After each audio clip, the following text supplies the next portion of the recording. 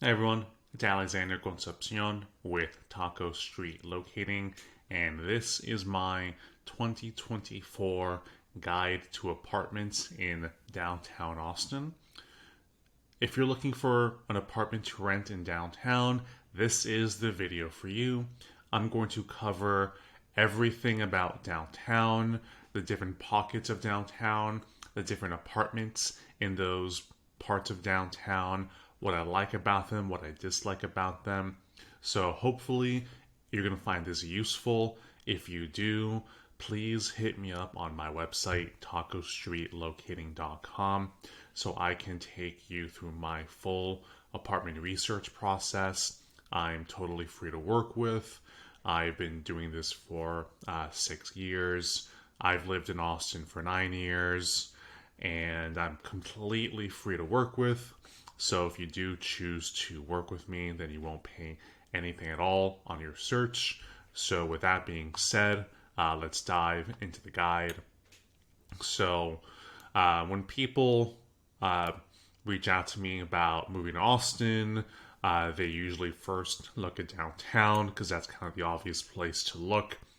And I'll just go straight to what I think is the best residential part of downtown, where you're going to get the most comprehensive experience in terms of walkability, stuff to do, um, and people to be around. And that's going to be what I call the Trader Joe's district, where you have Trader Joe's here. You have this cluster of apartments all in this area where you're going to get the densest walkability, the most stuff to do in terms of coffee shops, restaurants, bars, um, proximity to the river trails, and all that stuff.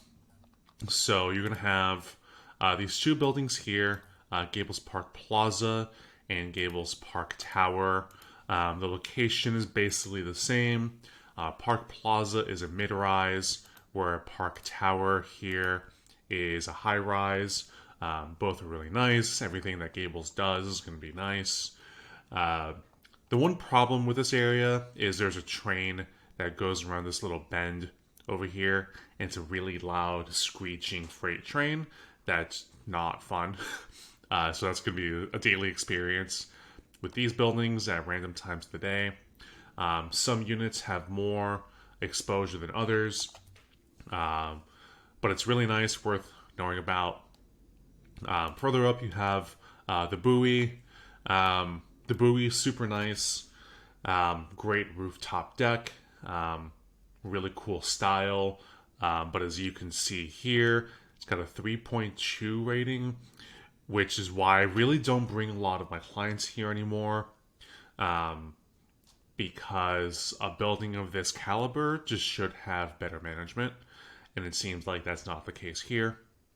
Um, so I don't go here that often anymore, but maybe their management is going to improve. Maybe they'll fix their problems. I don't know.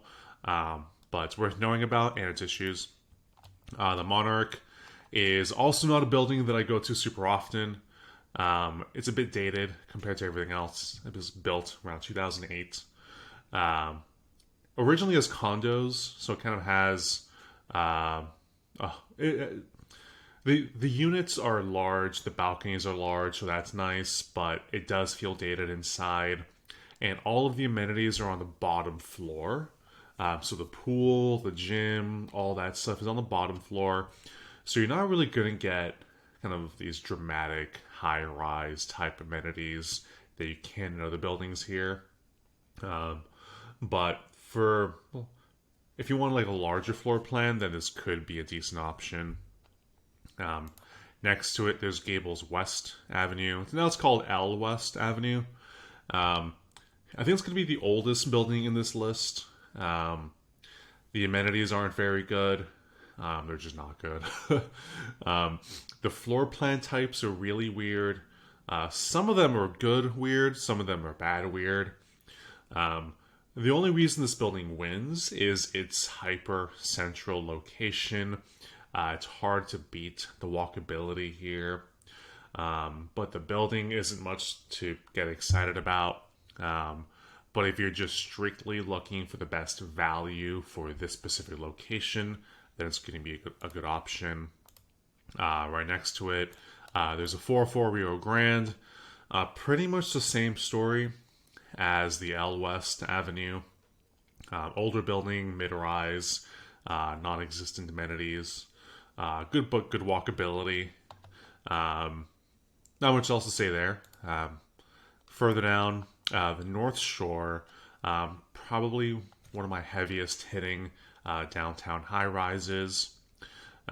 Spectacular units, great amenities facing the river. It's not a rooftop, but it's a kind of mid-level deck area that's super expansive, super nice.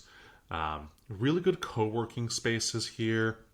The building has a bit of like an elevated kind of corporate vibe, so it's not going to be as like charming in terms of like the design aesthetic as a lot of other buildings are. But I put a lot of people here, and this has almost like this sophisticated downtown Manhattan building feel to it. So if that's what you're looking for, this is going to be one of the best ones. Right next to it is the Amley on Second. The Amley buildings tend to be your kind of entry luxury buildings where they're not going to be like extravagantly interesting like a lot of other downtown high rises are.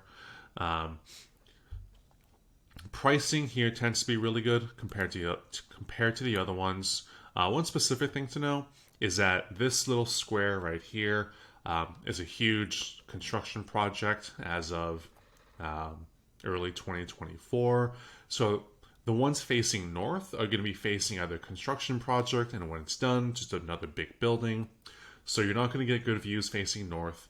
The ones facing south are going to have really nice river views, which are going to be much better. So if you get something with a balcony facing south, that's going to be optimal. Right next to it in the Republic Square area, there's Gables Republic Square. This building is super nice. It's one of a few buildings that's one of these interesting hotel apartment hybrids. So it's attached to the Hotel Zaza, but the way they design it is apartment residents don't overlap with the hotel guests. So you're not going to be living in a hotel, you're kind of just living next to one. But you get the benefits of having access to all of the hotel amenities, such as like the bars and restaurants on site. And there's a rooftop pool here specifically for residents that hotel guests don't get to use. One problem is that the northern facing ones are going to face this building, the Hanover Republic Square. This is the nicest building in Austin, period. Well, maybe a caveat, given what's coming on the market. But the Hanover Republic Square is just a different level of building. It makes everything else just look less. The rooftop amenities are here, they're stunning. The pool is beautiful. It's on the top floor. I think it's one of the highest pools in all of Texas. There's stunning co-working space on top. There's like 2 floors of it. The gym is super nice. Everything about this building is spectacular. Everyone that I've brought here has been blown away. Of course, it's going to be expensive, but even the management is very good. I originally thought all these it didn't make sense that they had so many high quality reviews, but after having gone there myself, I can verify it is kind of solid all around. I guess the one downside is this specific area isn't as residential as like the Trader Joe's district. So for all your residential needs, you're gonna have to like walk from over here to over there. But that's kind of the one downside about it is its location. Then further south, another Amley building, the Amley downtown. I like this building a lot. It's not a high rise, it's a mid rise. So it's not going to go super high up. but they have really big units, and it has this kind of New York lofty type energy to it, where you can get one bedrooms in like the 8 to 900 square feet, or two bedrooms in the 12 to 1300 range, with a ton of walkability. This spot, I've put a lot of clients here, so I think it's going to be a solid pick. If you don't mind a mid-rise and just want a big floor plan with a lot of walkability, that's probably going to be the best one. The Ashton, I'm not a super big fan of this one, especially given how high quality all the other more modern buildings are.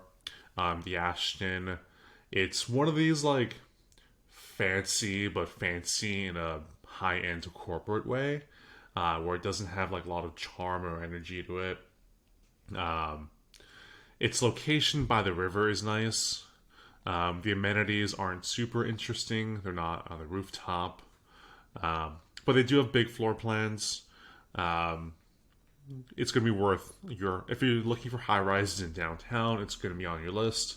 I'd be surprised if it's going to be on the top of the list, but it's worth knowing about. So then, actually, let's go a little bit over here. You have, we'll go here first. This is the 7. The 7 is on West 6th, which is a pretty busy, let's call it a college football bar scene. There's just a lot of kind of more rowdy party bars around this area, which could make living right on top of it kind of annoying. This back side of the building is more residential and commercial, whereas this part's more social. Personally, I'm not a big fan of this specific zone because of the type of partying that goes on, but that's me. Then you have the residences at 6G. This is the building in Austin right now. It's the tallest building. Like, if you go tour at the Hanover Republic Square and you get to the top of Hanover and you look directly horizontal, that's when these units start. Just the residential building. So this building is massive. Hopefully they start paying locators like me, but whatever, who knows. They're going to be expensive, but they're going to be ultra nice. You're going to get, if you have a top of the line budget, this is going to be the top of the line building to choose. I think it's going to be really interesting. Then again, you're still going to be on West 6, so it depends on how much you like that area or dislike that area. So before I go east, let's go a little bit west first. So this west of downtown area, when you get into this zone, it's a little cluster of pretty much West 5th and 6th. You got a few buildings here. You have the Amley 300. Just, it's not a super nice building. You can get some good pricing, but it's not really going to blow you away in any metric. You're only going to like this place if you like the pricing for this specific location. Otherwise, it's not going to be that compelling. The Clark, really nice. This is going to be the nicest nicest building in this area. It's a mid-rise, just nice high-end luxury. But at these prices, you usually tend to just be better off inside of downtown rather than along the busy street of West 5th. I'm not a huge fan of this area because there is some cool stuff like the West Chelsea Contemporary Art Gallery that I love going to. And you do have this nice kind of cluster of restaurants like Nightcap, Bar Peached, and a few others. But it's not a super interesting neighborhood overall. But you do have really good access to like Zilker and Barton Springs by going along the highway here. So then you have the Pressler. These are pretty much all kind of the same building, just different levels of quality and location. Then you have 5th Street Commons. All are are going to be standard, kind of middle luxury mid-rises. So this area is going to be interesting if you like this area and like walking around this residential part of Clarksville. But if you're just moving to Austin and you want to like build community, meet a bunch of people, I would skew towards being in this part of downtown or East Austin. So then getting into down here, you have another Hanover building, the Hanover Brazos. Just like the Hanover Public Square, this another spectacular building. Anything that Hanover does is going to be super nice. Huge fan of their buildings. The kind of my issue with this specific area, it's more hotel-y, commercial, just not super residential. So you're going to be surrounded by like hotels and office buildings and just not be around a lot of other neighbors. That's going to be, again, in this cluster. But Hanover Brazos is going to be the nicest building in this zone by far. The Whitley has good reviews, but I'm just not a big fan of it. It's kind of a dated. It's another one of these like fancy kind of corporate feeling buildings where everything's going to be like luxury, but won't really be inspiring. The amenities are so-so. I mean, the walkability is good, but there's not a lot of interesting stuff to walk to. So that's more my general commentary on this area. Then going a little further up, you have no, not there yet. Where's the Sienna? Well, I guess I got to type it in. The Sienna. Oh, there it is. The Sienna at the Thompson is another one of these hotel apartment hybrids where you have access to a lot of hotel style amenities like restaurants and bars and coffee shops that are directly there on site. One big problem with this building is if you have a dog, this is just not the building for you. They tried to make an indoor dog park. It's just not good. It stinks. It's really bad. So if you have a dog and you're looking for a downtown building, don't go here. There's better buildings for that. Otherwise, if you don't have a dog, it's a super nice building.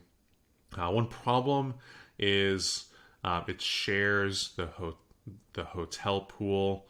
So I think you have to either reserve it even though you're a resident, or there's just more restrictions when it comes to bringing guests to the pool, which is kind of annoying if you're paying that much money.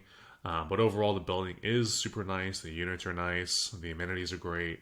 The one downside is this location is very close to the core of Dirty Six, which is the notorious party and bar street, almost like the Bourbon Street of Austin. So there's just going to be a little bit more chaos in this specific area. But not like an overwhelming amount. It's still manageable and doable. What else? Then getting south into Rainey Street. You've definitely heard of Rainey Street in all likelihood. I have my opinions on Rainey Street, and they're not really good anymore.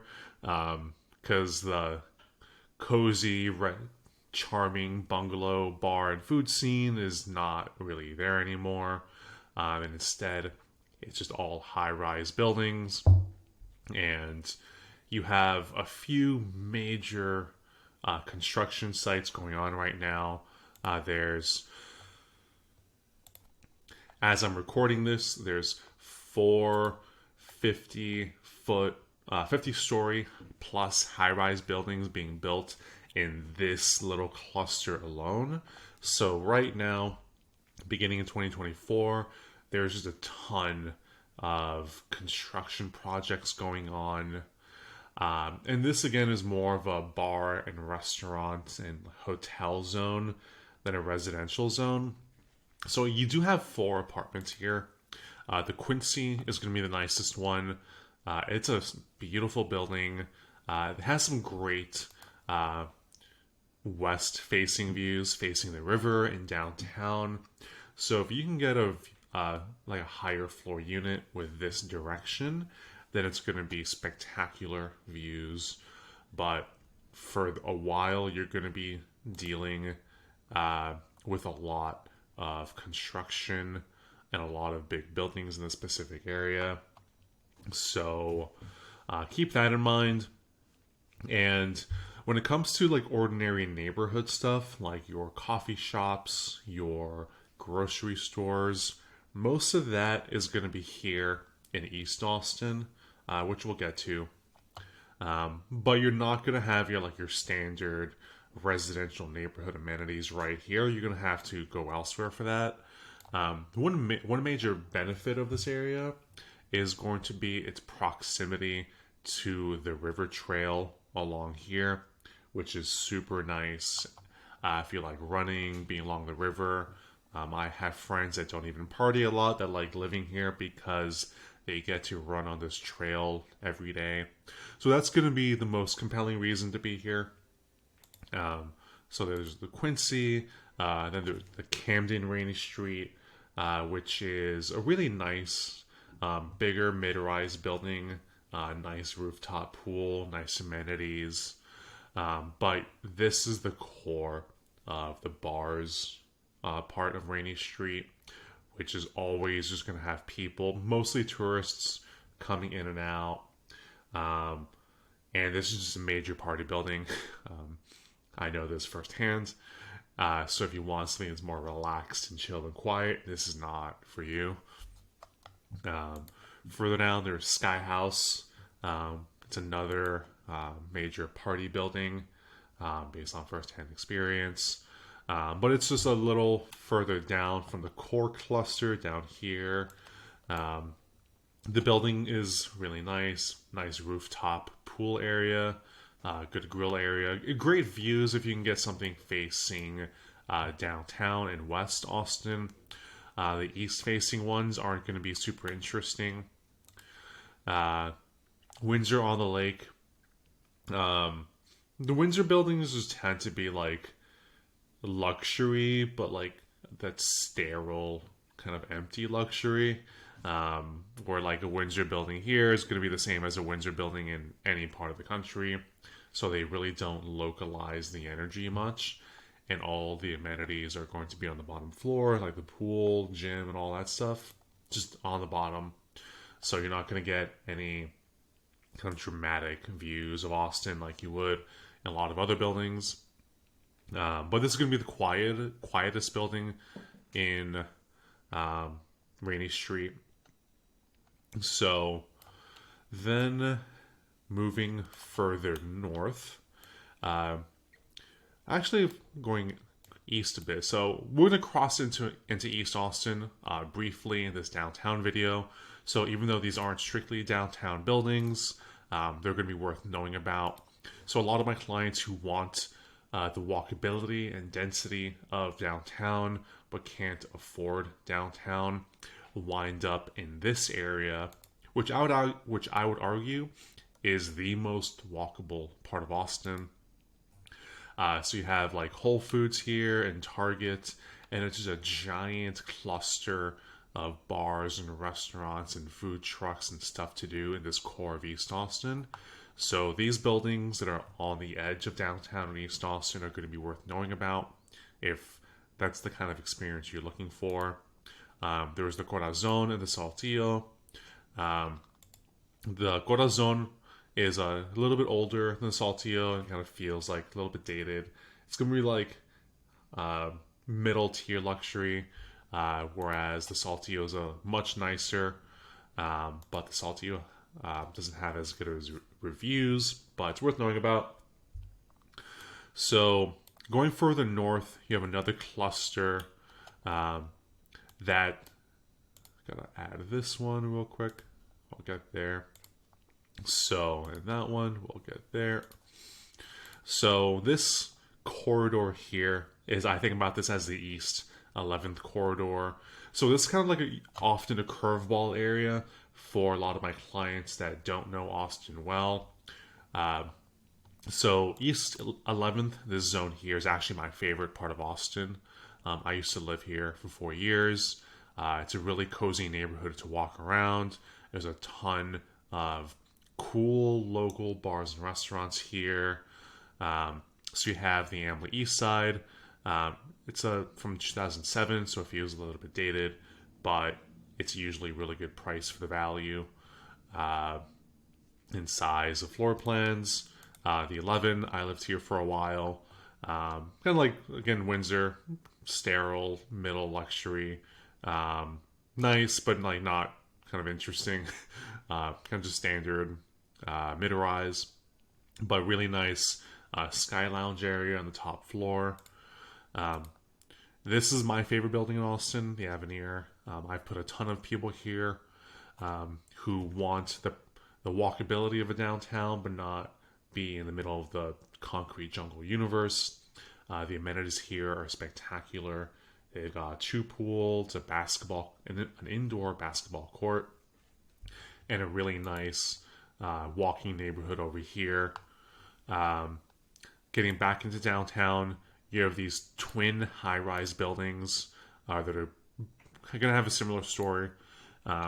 These two, the Alexis Waterloo and the Waller, are going to be great high-rise buildings. The Waterloo's already open, and the Waller is opening in the beginning of 2024. I should be able to tour it myself like soon, but I haven't been there yet. But this cluster is going to be in a more commercial hotel government building part of downtown, but you're going to get much better pricing for high rises right here in proximity to East Austin right here. So even though these are downtown, I think of this as more of an East Austin location. You have access to the Waterloo Park and Moody Amphitheater, which is really nice. And getting around Austin from here is really easy because you could just get on the highway, go north, south, east, and west using like 15th Street or 11th Street. So getting around town from here is really easy because you just have really good access to highways and streets. The Beverly is another standard mid-rise. Red River is a pretty busy music venue and party zone. You have places like Stubbs and Mohawk and Cheer Up Charlie's that are really busy on the weekends. So I'm not a huge fan of the specific location, but the building's worth knowing about. You have this one curveball building, just off, like, kind of away from everything else, in a less residentially dense part of downtown. This is the Shoal, which is mostly micro units, so really small studios and 1 bedrooms. But it's a pretty chill part of downtown. You have access to Peace Park, which is really beautiful. And pricing here tends to be really good.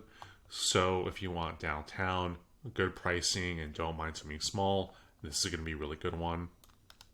To wrap up, I'm going to add in a few curveballs in South Austin that aren't technically downtown, but still give you that like high-end luxury downtown experience.